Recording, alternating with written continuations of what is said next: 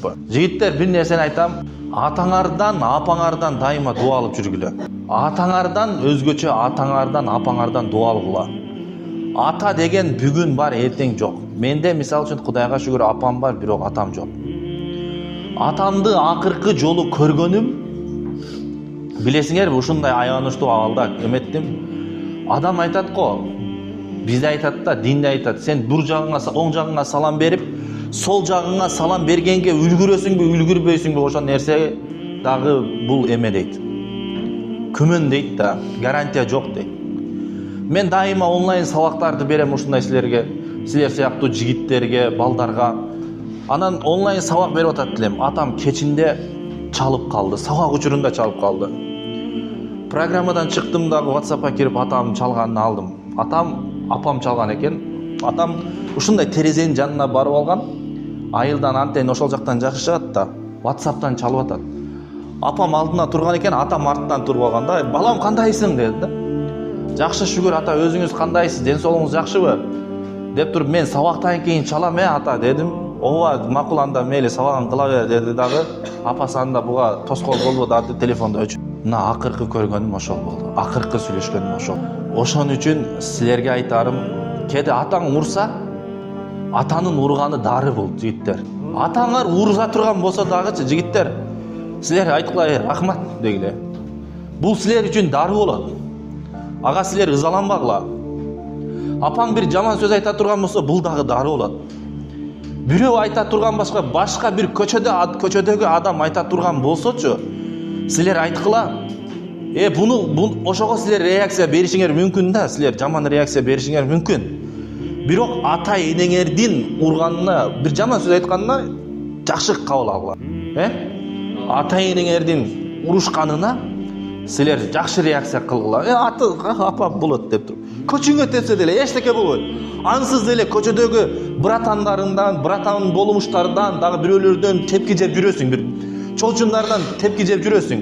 Аларга эчтеке деп унчук албайсың. Бирок атаңдын бир жаман сөз айтканына, бирок болсо ага кыйкырып, ызаланып, бир жериңе уруп койгонуна сен эмне болосуң, наразы болосуң. Ошон үчүн жигиттер, атаңар урса дагы, азыр мен атам келип кана мени урушса экен дейм. Бирок мен атам жок. Атам кайтыш болгондон кийин, атамды апарып кабырга, мүрзөгө койгондон кийин, жигиттер, мен кабырга түшүп алып, мен койдум. Сен молдо бала экенсиң, сен кой, сен атаңды кой деди. Атаң жаназасын сен өзүң оку деди. Мен окуй албай койдум атам жаназасын ыйлап.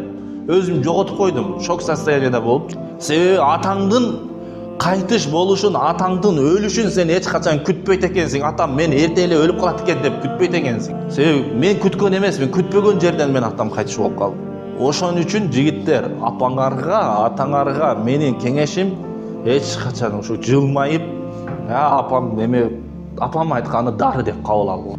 Башкалардан таяк жейсиң, эметесиң, ага унчукпайсың. Эми атаң эле ушу бир жаман сөз айтканда сен ага эметесиңби, бир нерсе деп айтасың. Ошон үчүн атам кайтыш болгондон кийин барып топурактын астына жатат.